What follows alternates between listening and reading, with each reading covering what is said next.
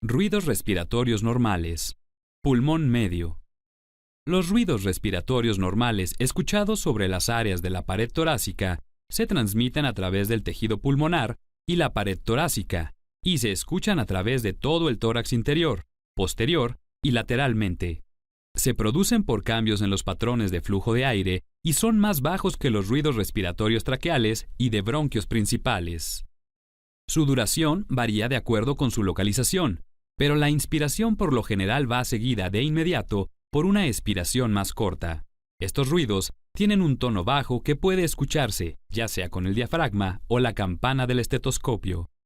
Escuche los ruidos respiratorios normales sobre el área mesopulmonar.